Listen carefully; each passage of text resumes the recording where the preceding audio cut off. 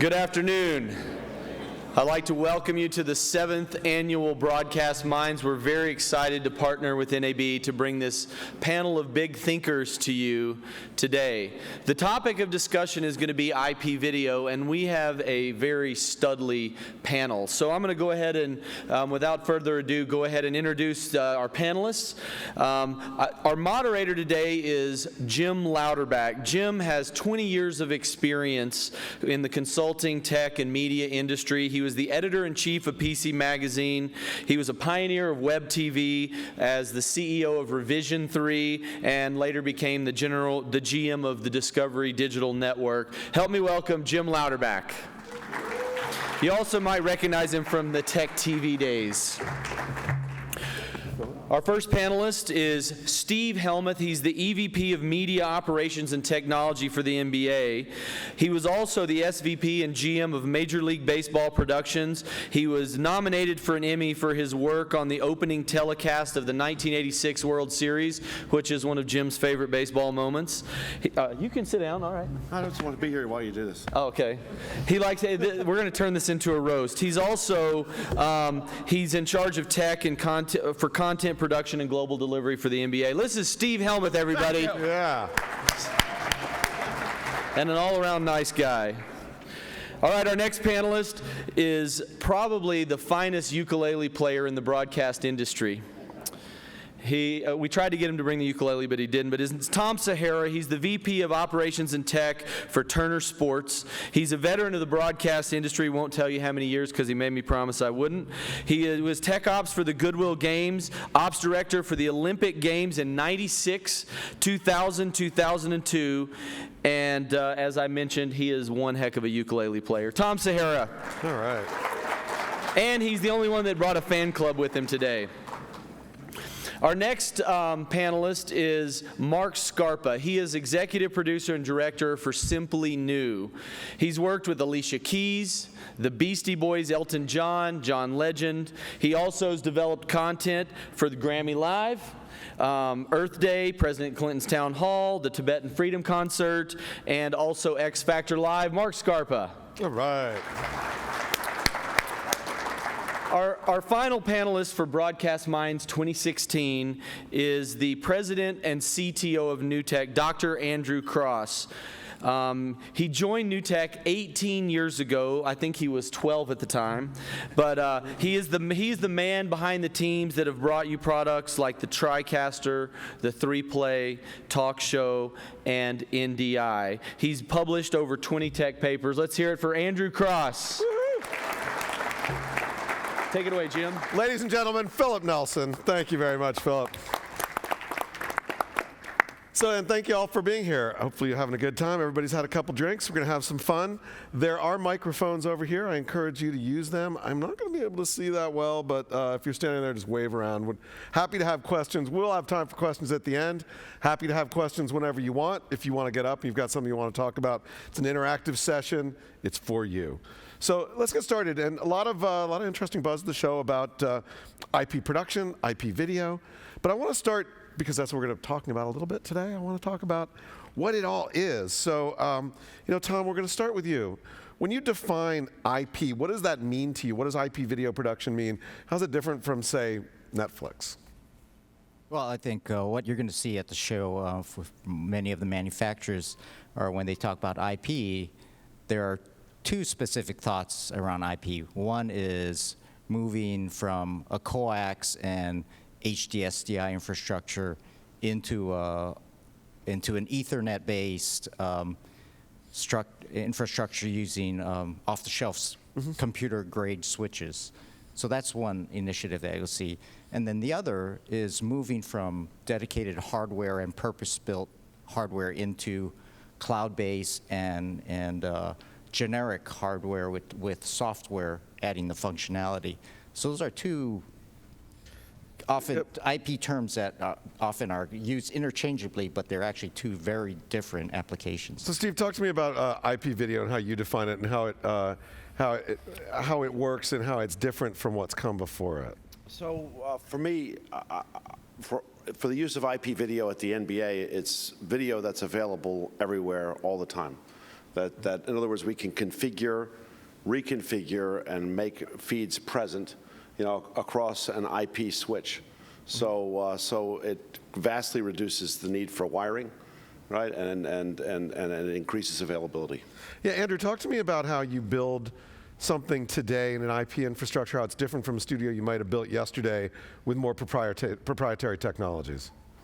Well, IP is certainly very interesting, and when you think about it, something that's fundamentally different is, we build custom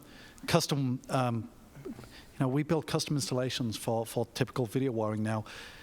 This room technically is wired for IP video today. I mean, almost every room in North America is wired for IP video, which is almost staggering to think about. I mean, we're used to a world where you build broadcast facilities and you have to wire them appropriately, and they're wired for SDI. The magical thing about IP is it's everywhere. That's what's exciting about it, is that anywhere is a studio, and you can do video over IP almost in any building, in any place. And that changes everything. I mean, that changes the people who can do video. It changes the way you do video. I mean, it's really a game changer, and I think it's, I think that the industry needs to realize this is something, we've been doing TV one way for 40 years, and it just changed.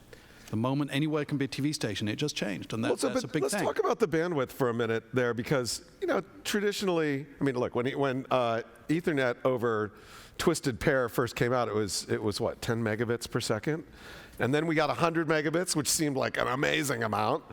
Now it's we're up to gigabit Ethernet. We're up to 10 gig in some ways. I mean, you say any room is this way, but Wi-Fi doesn't go up to gig, and you need a gigabit, don't you?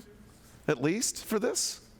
Probably, yes. I mean, you need to be in the gigabit range, and unfortunately, a lot of what's being talked about is going into the 10 gigabit range. But one of the ironies is when I said the exciting thing here is that almost every room in North America is wired for IP video. They're wired for 1 gig IP video.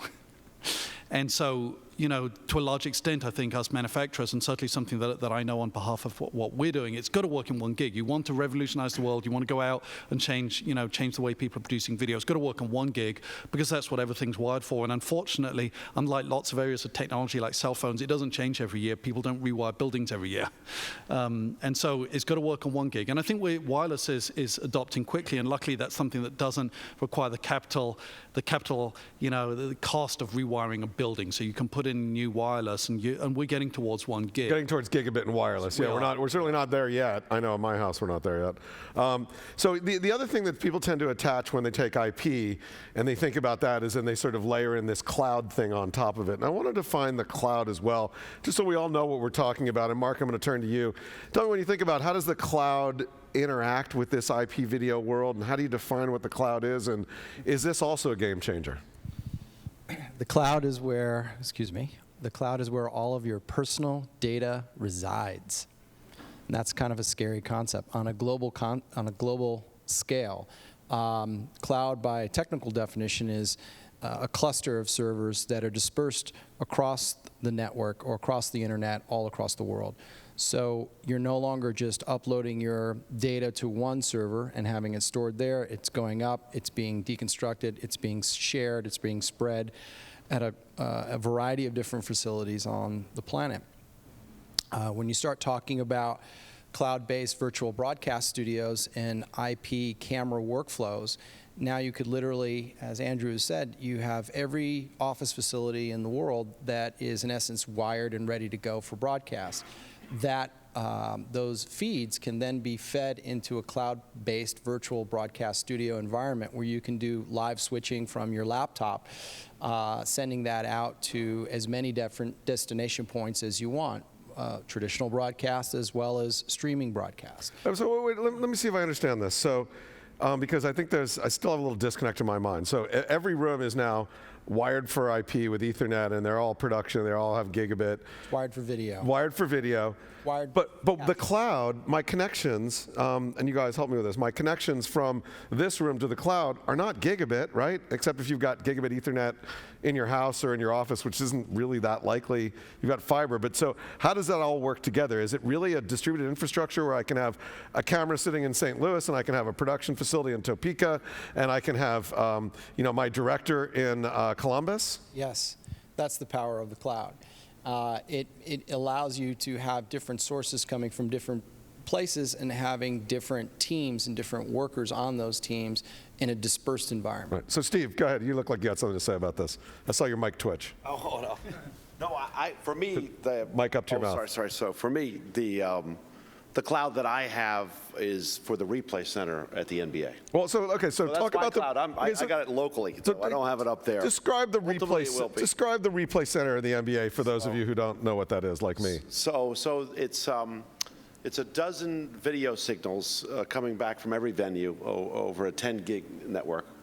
And So you have a dedicated 10 gig connection from every arena in the U.S. to this Yes. center. Where is the center? in Secaucus. In Secaucus. Okay, Yeah. So then we have. I've been there. Then we run a Dreamcatcher. We have 46 nodes, 92 Intel CPUs, and it's a completely virtual environment, which means that at every workstation, every game is immediately available. And the reason why that's very important is that when you do sports replay, we first look at the dozen angles we have, right? And we start to find the truth, find the answer. But the truck very often continues to spit out additional angles, right? So we split the responsibility at that point. The replay manager quickly dials up the game, boom, it's in his interface. The replay operator continues to look at the game and see what else the truck has, because we never dropped our integration with the trucks. Right. So that, because if anything ever goes wrong in any sport related to replay, it's always because they didn't see that last replay that maybe had the answer. So right. The ability for IP means that everything's available everywhere at every workstation instantaneously, and that's enormously important. And so, Tom, as you work through at Turner, you've got feeds coming in all over the place. How does this impact and change what you're doing? What have you been able to build there?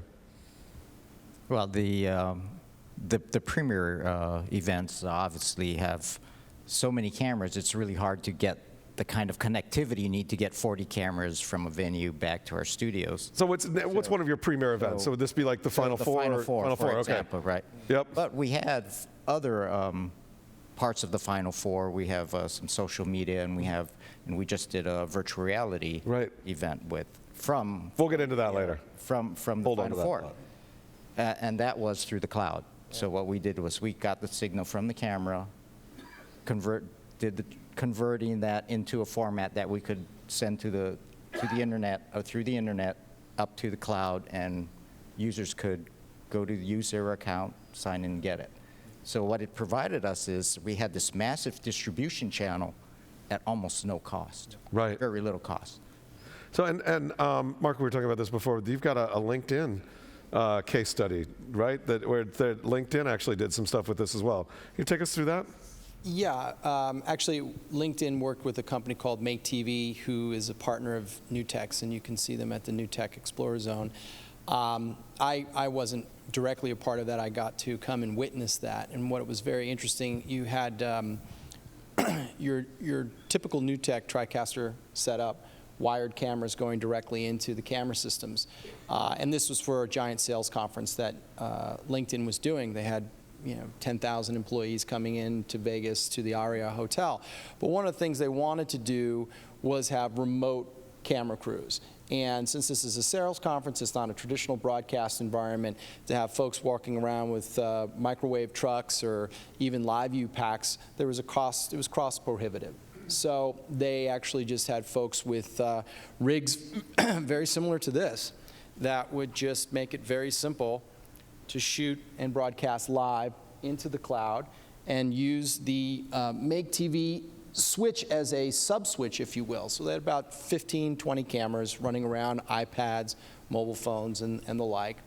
Sub-switch, sub-director would look, and then feed it into the TriCaster, where the director at that time would be able to pull feeds from whether it was the audience, from actual users that were there or participants that were there, or camera folks that they had staged to walk around the facility in the casino and outside and wherever you wanted to go. Because it was all happening over 4G and Wi-Fi. Mm-hmm. So Andrew, you work with a lot of different customers on this. I mean, and I listen to these stories about what these guys have been able to do with IP video, with cloud-based video. Is it just cost savings, or are there real structural differences that are enabled here, things that you just can't do, that you couldn't do before that you can do now? Gosh. Well, I think it's a bit of all those things. So I think obviously there are some cost savings, but I think that it's enabling. We're getting into a world where almost anybody can be a broadcaster, and that's important. I mean, an analogy I like to give is you can plot the amount of hours of TV that are being produced, or amount of video, I should say, that's being produced, and then you can, you're used to seeing these nice big lines that go upwards. Now plot the NAB attendance. It doesn't match. Right. We have a problem, and I mean, we shouldn't underestimate this. So this either means that people are getting paid less and less and less to do the video, and they're doing more and more. I mean, we have to make it easier. We have to make it easier. We have to change the workflow so that, I mean, there is going to be massive growth in video. Every projection shows that there is going to be more and more video online. It's becoming more and more dispersed. There are more people producing video, and we've got to make it easy. So a lot of this is about making it accessible to people. And I think that things like the iPhone cameras. I mean, cameras are becoming everybody. I mean, there are hundreds of cameras in this room. It's incredible to think about. I mean, probably everybody here has got one in their pocket. There are hundreds and hundreds of cameras. This makes everybody able to produce video at some level. And as we make, these are all interconnected. I mean, every camera in this room is interconnected with every other camera. It's almost crazy to think about, isn't it? Well, and to that point, we have cameras here that are shooting the event, and they look great. They're HD. They really. Hello, everyone on the live webcast watching us. Thank you very much. But the reality is, everyone in this room with their cameras, if we had enough Wi-Fi data connectivity, could be shooting the show. It could go into a cloud-based virtual switching type unit, like a Make TV in the back room as a sub-switch, fed into the NewTek system, and boom. But you've got a big if right there. If we had enough Wi-Fi connectivity. Well, that's not so hard. You look at arenas, and this. Well, that's what I was going to, Steve, talk about that a little bit. Like, how do you go and make it so that everybody sitting at a basketball game can broadcast with their camera in their phone? Can you do that? So it's possible. So in fact, look for the Sacramento Kings have put in a remarkable Wi-Fi and DAS system, and they'll be opening up their new building in September.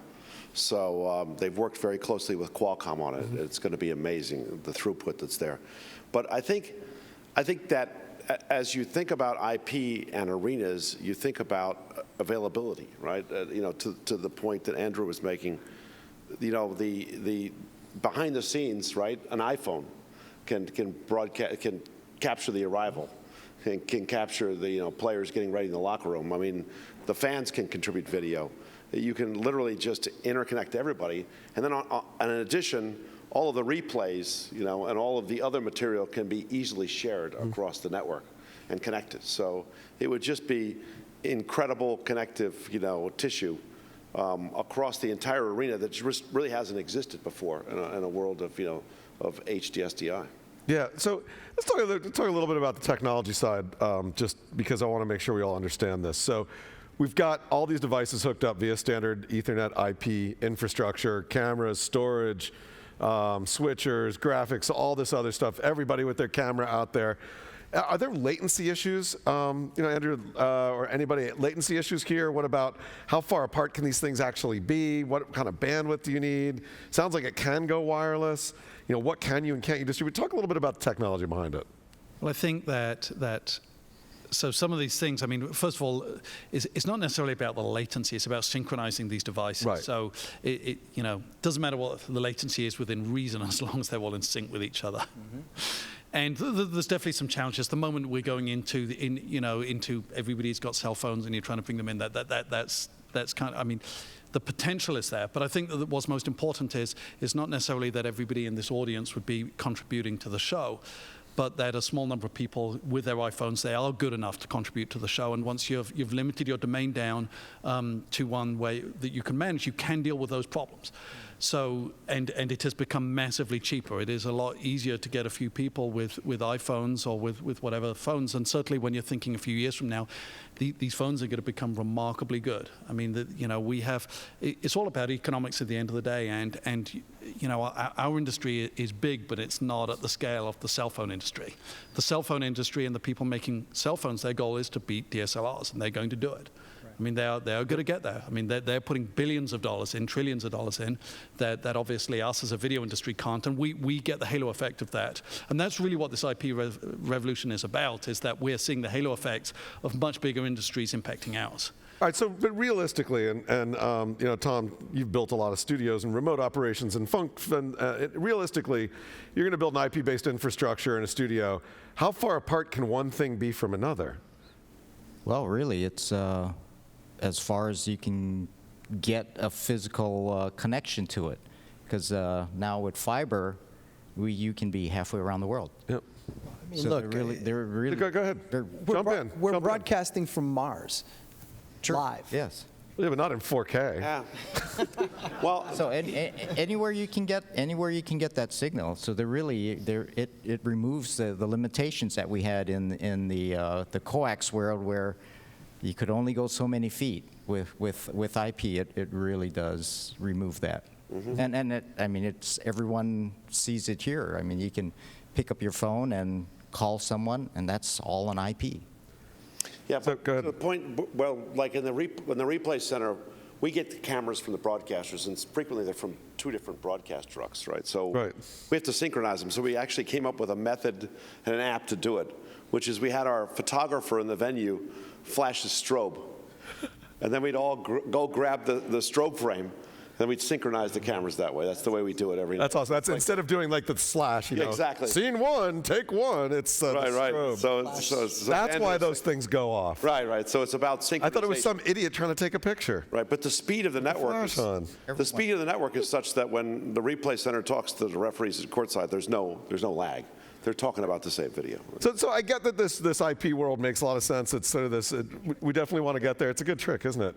But what about, I mean, those of you who've built facilities, you've already got existing infrastructure. You've got your SDI infrastructure. There's Aspen and Ames and SMPTE 2022 and all these different formats and now NDI. And I mean, is it all going to be here in 2 years? And what if you go down one path and then the company goes out of business? And I mean, isn't it a big risk? I think that this is one of the things that I think a lot of people are failing to see, which is the move to IP is very different. In some way, we've standardized something. We're all on the same cable with the same kind of packets. And you name 3 formats. Every one of those 3 formats can go down the same wire at the same time. So and this is wonderful. If you think about the internet, what made it great is that a lot of people can do lots of things, and you can use the right technology for the right purpose. And that is one of the things that we can do in IP. We've standardized the cable. That is huge. We've standardized the way that they communicate, and the protocols, you know, yeah, there can be different ones. And they probably serve different purposes, but we're all on the same cable. We're talking the same language, which has never been done before. And so you can't make a mistake. If you wire it for one format, unless you can run another one. You can run it on a parallel. You can use the right thing for the right purpose. And All right, so you guys over here are putting down real money to buy real stuff. Do you buy that? Either one of you, go ahead. Absolutely. It's, in other words, the world needs to evolve. It is evolving. So in other words, you come out of a sports venue, you go into it, you know, HDSDI. And then we ride, you know, JPEG 2000, like 285 megabit. We go really high, and IP, and then we convert it back to HDSDI to go to yet another IP environment, the Dreamcatcher environment, right? Yeah. That's a lot of money. Right. That's a ton of a lot of conversions that probably shouldn't happen, right? A right? lot of conversions that probably shouldn't happen. To Andrew's point, we all have to continue to talk to each other. We can simplify it, make this stuff cheaper. We can. Well, and we produce content, right? And content has to be consumed. And people are moving away from their traditional television viewing habits. And what are they viewing on? And so they're viewing on IP, on devices that are connected via IP. So it just makes sense for us that we have to move to that platform as well. So it's also commercial value to us that we have to be able to deliver our content to our viewers wherever they are. Right, and if it starts in IP, it's that much easier to get it to them on that end side. Let's talk, let's shift gears a little bit, unless anybody have any questions about the technology underpinnings of this stuff before I change over to workflow. I don't see anybody standing up. But you get another chance to ask questions at the end. Let's talk about workflow and how this new world impacts workflow and production and how you actually make the stuff. And Mark, you talked a little bit about Make TV. Talk a little bit about the workflow and the environment and the things that you were able to change from a workflow perspective using this technology. Very simple answer, no cables. Cabling takes a massive amount of time. Even if you have road cases when you're coming in to set up a production, it's time consuming. Time is money, time is labor.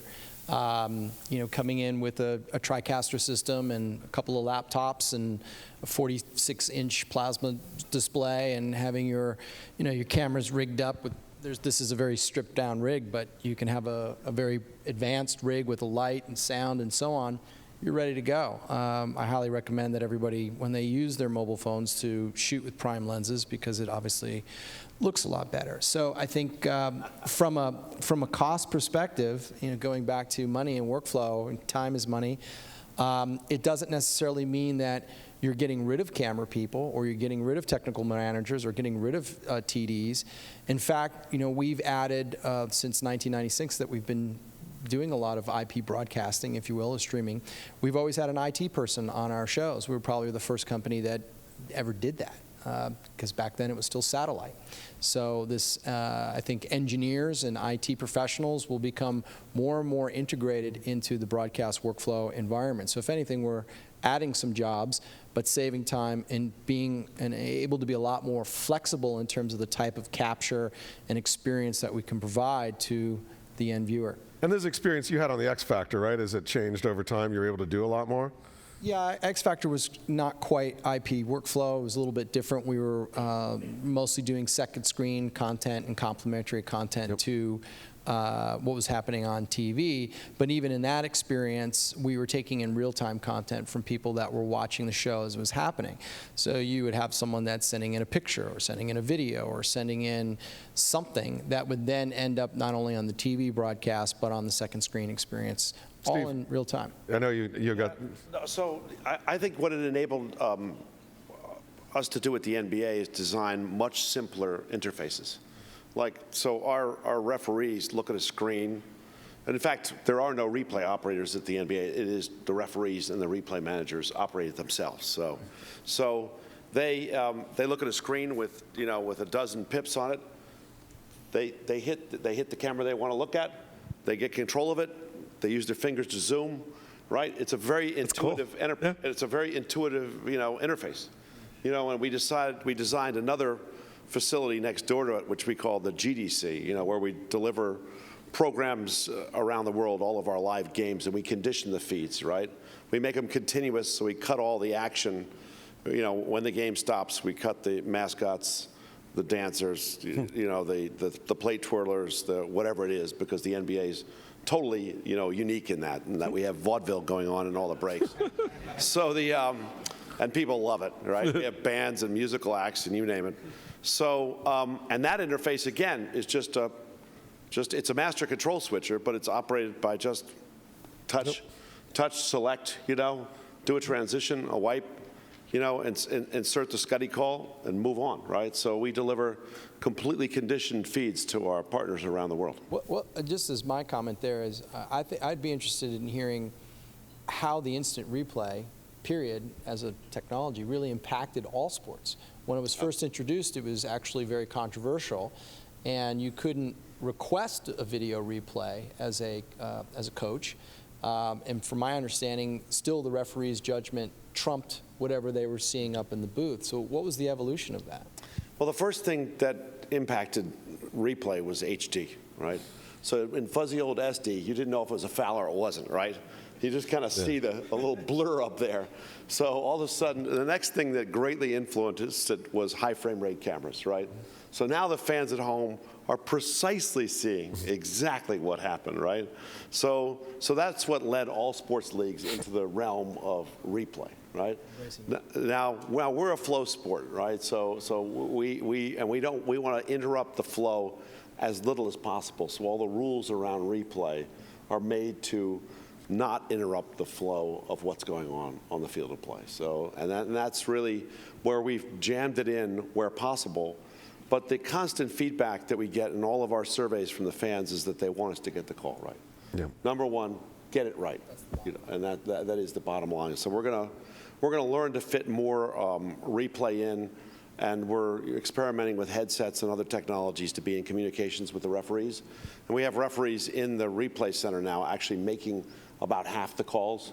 And then we're going to just move on to where we make the call and we move on. That'll be the next step for us. But it is an essential part of all sport, and its use will continue to grow.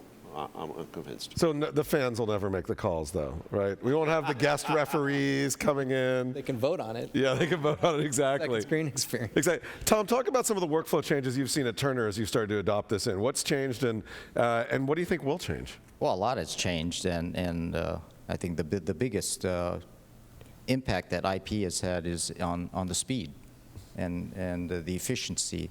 Speed of what? Speed of capturing content and then publishing it, being able to publish it. In the past, you had to record it. Once it's recorded, someone had to look at it and edit it, put it back together, and then it had to play out. And now we can do many of those tasks simultaneously. So as the feed is coming in, someone can be looking at it, editing it. Once they clip it, they can send it to publish. It's being encoded into whatever formats to fit the many various devices that people have here in their pockets. And it's made available, it's distributed on through the internet, and you get a notification on your phone that, hey, the latest highlights published. So again, we would not be able to do that in traditional broadcast hardware. It was only because of IP being an enabler that we're able to do things like that. Andrew, what are you seeing from some of your other customers on the workflow and what's changed? And look into the future a little bit and talk about how workflow will change even more. Well, I think that, so we're here talking about IP, and I think right now we're in this process of we have a way to move video around on networks with packet-based infrastructure. That's great, and I think it's going to, the effect that it's going to have is going to be far more profound than even what you guys are talking about, because if you think about the equipment itself, so think about like a graphics system. A graphics system was defined as how many SDI outputs it has. So a dual channel graphics system, that's a good graphics system, right? But why dual channel? That's how many SDI connectors you could put on the back. In an IP world, there's no SDI connectors. Why not publish all the graphics you have available, and now the person who's pulling them into the show decide which graphics they want? So we just changed the whole world of graphics. They now apply that to every other, I mean, all of our equipment has been defined around inputs and cabling outputs, needs right, that we have, and it's all going to change. Isn't that get confusing though? I mean, that seems like I'm just going to. No, it's liberating because and that's you suddenly, the person producing the show now has the palette. So we were forcing the palette of the tools they had available down to a cable and it had to be the right thing down that cable. That's going to change. They're going to have access to any other media, or they can pull from all the pieces. And that is going to change not just the workflow, but it's going to change the equipment that's used for the workflow in ways that are hard to, this IP revolution, the revolution's not happened. The revolution's going to be in the workflow. And it's what's going to come next. The real changes that this is going to happen are not going to be next year when we all can talk the same standard and move video around. It's going to fundamentally change the equipment and the way we work, and that's going to be the big change that happens. And fundamentally, the way that stories are told, especially in something like a news environment. You know, the news industry is based upon one specific principle: who gets the story first, period. End of conversation.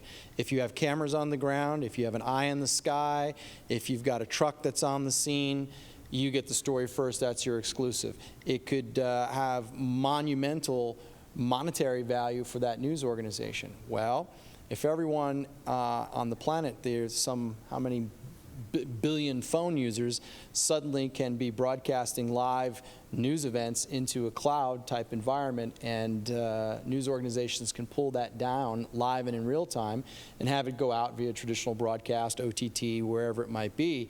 It will revolutionize the way that we consume media. I think with other industries, especially sports, it will be more of a hybrid. You won't shoot the NBA using cell phones, but all the behind the scenes and those type of areas you could do that with. Rock concerts could absolutely be a 100% fan participation event where you go to a rock concert, you see IMEG. It's the same example that I used earlier, where the fans are shooting the show, and even more so, fans at home are contributing content that becomes a part of the show. So it's a new language, it's a new storytelling, and this technology helps enable us to get there. Let's talk a little bit about field production. And Tom, I want to turn it to you. You probably have a budget, a line item budget that involves a lot of trucks. How do trucks, does the concept of a truck go away? Do you need to roll a truck? Do things change? How does this impact that field production aspect? Well, for the big show, the truck won't go away just because of the number of cameras that are needed. But, as you said, for the small shows or shows that have much looser production requirements, this is an enabler that you can do things that you would not have dreamed of even 5 years ago. Like what? Give me an example. So, in the case of, as you said, citizen journalism, I can send someone out, or someone is walking down the street and sees something happening. Now they get Periscope, they start streaming from the phone. I can actually get that feed. If I subscribe and know this person, I can get that feed, and I can You can ingest it in and start using it. and use it in my programming. So again, there are a lot of these. Again, there's some rights issues that we won't get into, but On a news, fair use. fair use. Well, that's an entirely different discussion, which we're not going to get into. But again, those are types of capabilities that IP really opens up. So citizen journalism, and then we also have there's this thing in television production called REMIs, or home productions, where the cameras are out at the venue, but the director and producer are in the comfort of their own studio. It could be miles, could be just a few miles, or hundreds of miles away. And what that does is it saves the cost of travel, obviously. But I've heard some announcers who don't like it that much, who try to do like remote. they don't actually get to go to the game. They're watching it on. Yeah. But once you get into the game, and I've sat back and watched these productions, once you get into the game, they forget that they're not there. Yeah. Because remember, when they're there at the game, they're not sitting courtside. They're sitting in a truck in the loading dock. Right. So now that truck is not in the loading dock. It's 1,000 miles away in a control room. But we're going to be able to put a 70-to-1 lens on Mark's camera on his iPhone. I'm ready for it. No. But yeah, like the Boston Red Sox did their minor league games using cell phones. Because they have a rabid fan base that wants to know what every minor leaguer is up to. The Pawtucket. So they Pawtucket Sox. switched it. They used a TriCaster. They switched IP video, and that was it. That's how they did it. Right? Right, yeah, actually, it's very funny. On my way here from Los Angeles, I was sitting next to a woman who was watching her son's Little League, basically, on her iPhone. And I had asked her, well, what's going on? She's like, I just left the game to come to the airport because she's here at NAB somewhere. And they, too, also were using NewTek technology. That's So there's wild. a plug for you. And cell phones. Yeah. So, Steve, you talked a little bit about the Sacramento Kings and their new facility. But, in San Francisco, where I live, it looks like the Warriors are going to get a new facility. You're going to be building that, hopefully, in San Francisco sometime soon. How will that be different? What are the new things that are going to go in there because of this that you might not have put in something you even built like 2-3 years ago? Well, I think I could look forward to say that the Warriors will have an IP backbone. Yeah. No question about it. They will, because it's going to allow them to share everything immediately across the entire facility. But I tell you, the most important thing about the new building is that the fans can make as much noise as they do in the current building. Yeah. Because the Warriors fans are like the best sixth man in the whole league. So we've done extensive acoustical studies to make sure that the rake of the seats, so funny. the rake of the top of the building, the quality of the carpets, the seats, the sound absorptive qualities. We want to make sure that those fans can make exactly the same amount of noise, because that's why you go to a venue, is to make a difference. Right. Interesting. So that's actually what I've been focused on. That's wild. Yeah. What about awards shows, concerts, the sort of stuff, Mark, that I know you've done a lot of work on? How does it change what that field production looks like when you do that? Well, I mean, if anyone's ever produced a red carpet event, you know how incredibly challenging it is for you to get real estate on that red carpet if you're a news organization. Now you can, again, just show up with a mobile phone or a mobile camera, like using a live view pack or some other technology that will make sure you have a good, solid data connection. But it takes it to the next step. I mean, the really interesting part of all this is if you are a celebrity on the red carpet and you decide to shoot your own first-person perspective experience of what it's like to go to an award show. So if I'm a George Clooney, for example, I can do a real-time documentary of a day in the life of me being me, and people will watch that. The way that you can do that will be next generation Google Glass, for example, or even just using your existing cell phone rig. So we will start to see more and more of these life casting type of projects that will, if I have 5 of those celebrities or 10 of those celebrities all doing it, now I've got something to switch from. I can create a program from that, and I can switch that program in the cloud and again broadcast it out across any platform. At the same time, I can pull in Periscope feeds, Facebook Live feeds, YouTube Live feeds, you name it, into that same type of workflow in an environment. So now I have first-person perspective, second-person perspective, and it creates a whole new experience from a consumer level of how I perceive award show red carpets. Yep. And music concerts the same too. We have a question right here.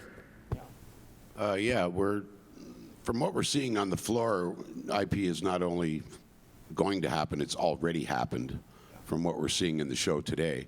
We've seen different protocols with the IP, the Aspen, the SMPTE 2022, and now the NDI. Do you guys have any insight on how they're going to interact? Go ahead, I Andrew. can probably answer that as well as anybody. Certainly our intent, and I know that we're working closely with everts, we want this stuff all to work together. They serve different needs, and they need to work together. I mean, that's what makes sense for customers. Quite honestly, it's what makes sense for us. We don't want anybody to be stuck in a world where one piece of technology doesn't work with another. That just doesn't make sense. And so I know that our company and I know the others are actively collaborating on making sure that all of these work together, that you can move data freely between them so you can use the right ones for the right task. Yep. Thank you very much. So let's talk about people for a minute. New infrastructure, digital transition, people end up without jobs, jobs change. What happens on a people side? I know, Mark, you talked a little bit about this, and I think, Tom, you addressed a little bit, but talk about, are people going to get disrupted, and are there new skills that people need in this new digital world, IP world? Who wants to start on that one? Yes. So yes, it is. It will disrupt. Yes, but it also is opportunity, and that's really what we have to focus on. Is IP allows us to do things and create products that we could never ever dream of in the past, and that's one reason why all of the large content companies are moving out of their traditional infrastructures and moving to IP, because it allows us the freedom and the opportunity to explore things that in the past were cost prohibitive, because we would have to build these large test systems that you weren't sure if that was going to pay off or not. Now I can use a charge card and spin up some servers in Amazon and test it. I mean, it's amazing at what IP and the cloud allow for capability. So initially, yes, there are job losses and there are cutbacks and there is retraining that needs to be done. But in the future, looking ahead, there's tremendous opportunity for new ideas and new skills, especially if you're working in software and creative, to come up with ideas of content and program and how to put stories together, because at the end of the day, That's what it's that's about. what we're all here for, right? Is to tell stories. I mean, for me, it's really cloud and IP technologies aside. What we're seeing is a new democratization of media, where anyone can really have access to tools to tell their unique stories in a multi-camera live broadcasting environment. That was unheard of 10 years ago. just impossible to do. You needed to go to school. You needed to know certain things, specialty items, all across the board. Now, as a director and an EP, do I feel like that's going to terminate jobs? No, I don't think so. I think a talented shooter, a talented camera operator is still a talented camera operator regardless of the camera that they're using, period. A talented director is a talented director regardless of what screen or monitor they're looking at. If anything, it's a good thing. As I said, you'll have more IT professionals that will join our world. We now see, I think our company was the first company ever to create a, when we would rent trucks, I would say how many seats are in the truck. And they would, have these preset seats of where the AD sits, the EP sits, the graphics person sits. And I said, well, where's my social media producer going to sit? They were like, well, what's that? So, and in fact, it's creating new jobs. And I'm still not getting rid of my EIC. My A1s and my A2s are still there. Depending upon the scale of the production determines if some of these could be combined roles or if there are folks that are more hybrid oriented. Certainly the engineers need to learn IP protocols. They can't just stay in cable world anymore, and they can't stay in strictly hardware universe. They have to understand both, and that's really the key. Yeah, Andrew, go ahead. Well, one thing I would add with this is that while it might be true that we can produce shows for less people, and so it's tempting to think, well, the number of people is going down, the number of shows is going up, and it's probably going up faster than the number of people is going down. I mean, we've already talked about the second screen experience, but we're all trying to produce more localized content for more people. I mean, the amount of video that is getting watched is going up. The number of people there are to do it is going down, and so this is how we've got to make it work. So we're basically, the industry is adapting to find a way to meet the market need, which is we need more to produce more and more video, and so we can have to have a few people doing each show, and that this is part of that. So I actually think it's very exciting. I think the opposite's happening. We're needing more video. We need to produce more video. Yeah. Go ahead, Steve. To Mark and Andrew's point, so it was up until only recently that a television producer was the only one that really handled the content, right? Determined what you watched at home on your television, right? So now we have another set of producers that are managing the live streaming, right, on NBA League Pass and other platforms, and the integration of statistics and everything that fans love. And then there are the social media producers, and we literally have social media producers sitting on top of every chain, on top of, Facebook, on top of, Instagram, on top of Snapchat, that understand the mediums both domestically and globally, because we have to be there because that's where the fans are. And so while I'm managing the kind of enterprise network, and facing the world with media and television distribution and everything, the very important aspect of facing the public is being handled by a whole different set of people that literally didn't exist 6 or 7 years ago. I always liken it to if you're running a bank, right? It used to be that, you had a nice bank that looked great, with columns, and you had a nice foyer, and you had a good ATM machine, and everything was great, and you had a great leaders, and your balance sheet looked wonderful. Now the only thing that matters is your app. I mean, does your app work? That's the only thing. That's the only thing the millennials want to know in choosing a bank, right?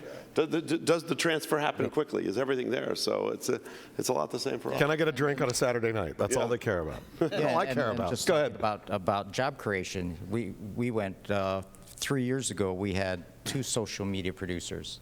Now we have 12. Wow. I think you need maybe another 10. So do you guys organize it? You have like a producer for each service? So you've got an Instagram producer and a YouTube producer, or a Facebook producer, a Twitter producer. Is that the way you guys structure? Pretty much. I mean, because the content's produced, but it's released by these individuals into the channels. So what about you, Tom? Same thing? Similar, yes. Yep. It's important to note, too, that these folks are writers. Yeah. As well as producers. Right. So that's an important thing to keep in mind. Like a producer, a lot of times is, folks think, oh, social media producer, they know how to use Snapchat. Well, the reality is they know how to use Snapchat, they know how to write to it, they know how to tell stories, and it's a complement to what the main overall director is doing with the broadcast. So guys, we have under 10 minutes left, and I would like to open it up to questions more formally, although I've already had a question, which is great. Does anybody have a question to ask these fine folks? The mics are here, and I see somebody getting up, and I'm not going to vamp too much more because he's reached the microphone. Yes, go ahead. Okay, we've kind of talked a little bit about bandwidth, but then kind of got off tangent again. Someplace like a school, is this something where the video over IP should be, do you see, should be on the same network? Should it be on its own VLAN or a totally separate network? It's a good question. So I think of my son's school where he's in high school and they're all playing Hearthstone all day. Do you really want to put your video infrastructure on that? Well, let me ask you a question. Do you have the option? Yeah. Schools, I mean, it's not like they have the money to go and put in a second network. I mean, you have to consider, first of all, they are not a tier 1 broadcaster. They don't need the level of reliability, but they still want to produce video and they still want it to look great.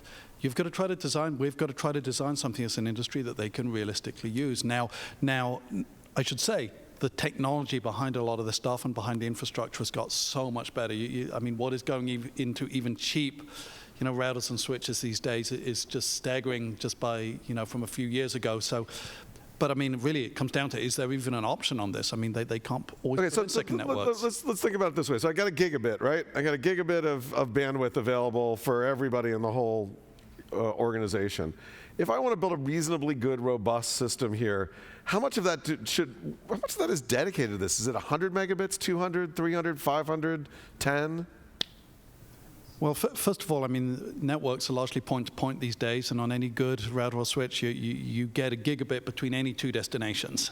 So you don't have a gigabit you then need to slice up amongst everything, and so there's bandwidth there, and there are definitely challenges here, but I think that a lot of this boils down to what can a facility, so a big broadcaster is going to put in a dedicated video network, but the school, as in that example, doesn't have that option, and they still need and should want to produce video that is part of what they're doing, and the same in enterprise, and the same in hotels, and I mean in AV installations. So we have to try to design systems that work within what they have and what they can economically do. Yep. I like to approach things a little bit differently when I speak to people who are looking to engage us to create a project for them. A lot of folks get hung up on the how, and just walking around NAB, there's a solution for everything at this point. Yeah. So I like to think about, in the case of the school, is why do you want to do this and what do you want to accomplish? It's the why and the what. Figure out the why and the what first, and then the how will come later. Any other questions out there? So, yes, sir. A lot of times, I work at a community college, and the number one issue with network issues is security. And my network Nazis are telling me, no, you're not going to do that. You have to have your own media streaming server, blah, blah, blah. And they may give you one portal, and that's it. It's trying to fight this archaic thinking of, if I give you more, then the world is going to explode. And that's one of the things that I find very frustrating where I work, and why I can't do the things that you gentlemen are able to do, such as citizen journalism, which I think is great. I work at a school that's 100 years old this year, and to be able to broadcast up different stories, different pictures onto a jumbotron from within the crowd, and yet my administration doesn't understand the power in that. And it's, how do you convince them, right? How do you convince them? What do you do to tell them that this is the future? Do it. Can you just come down and talk to the president and say, hey, who wants to answer that one? We're all going to visit after this. Well, I work in a big corporate environment, so I guess I can probably be the one that most relate to you in that. I have the same issue. So what I have to do is I have to either build my own network, or I have to look at what I want to do and really justify, okay, do I really have to be on that network? Because, by the way, the rest of your school runs on that network.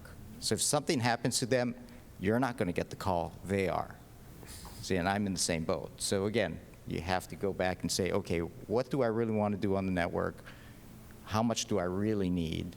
Is it safe and secure? And do I threaten their operation? So again, I go through much the same that you do. And how'd you get there? Did you have to do a lot of testing? Did you have to, how'd you convince it to them? Lots of testing, and lots of hand-holding them, just walking them through, okay, this is what we're doing, this is how it's getting there. Go ahead, Andrew.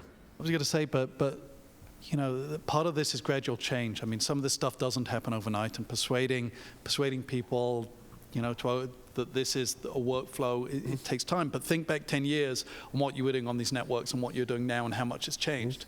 Some of this stuff does take time, but it is going to happen. I mean, just think about in even 5 years think about how much your use of that network will have changed within 5 years, and try to project 5 years forwards. Yep.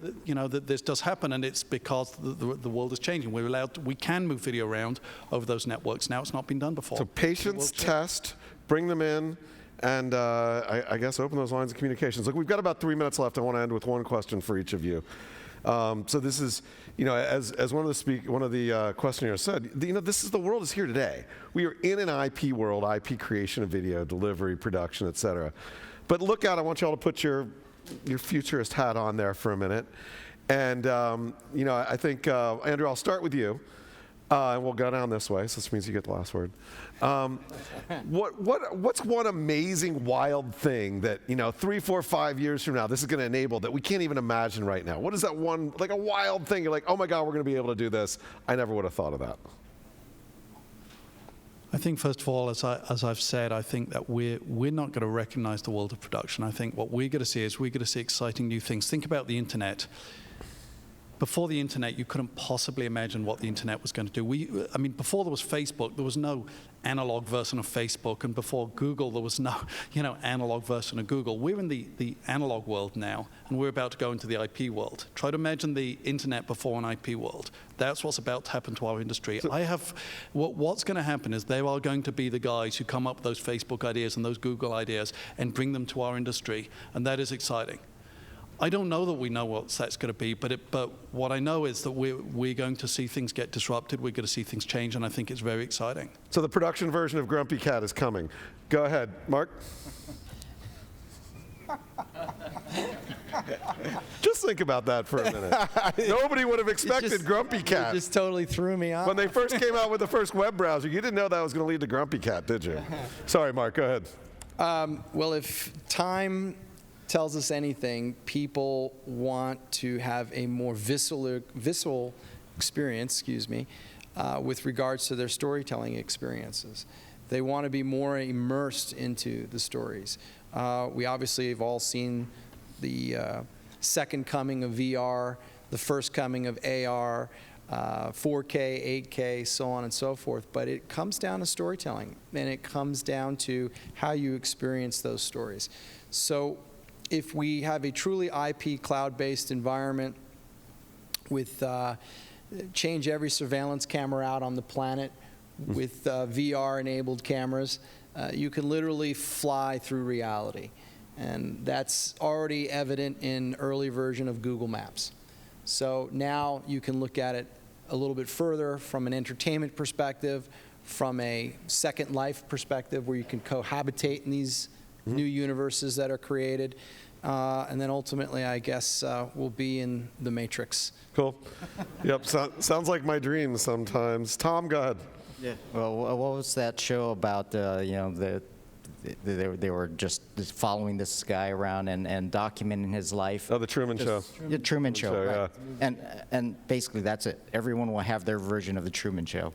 Yeah, we do. Yeah. It's called YouTube. All right, so we're gonna be able to watch Tom's life. There are actually some aspects of that I think would be really cool. All right, Steve, take us home. What do you think? Look out. What do we can't even imagine what's gonna happen? All four of us were brainstorming this one, so I'll Yeah, go ahead. in the back of house. All five of us. So Jim was in on it too. So the idea is that, particularly in sports, there's a field to play, right? We know that the Golden State Warriors, the Dallas Mavericks are going to play, 41 home games, on that court. So we're going to continue to surround the court with cameras, and ultimately create a virtual environment which will allow you to take your own position within the court, to be over the basket, to be underneath the basket where you want to sit. There'll be enough picture information to do that. Wow, so you can be anywhere you want in that. That's What was the term we came up with?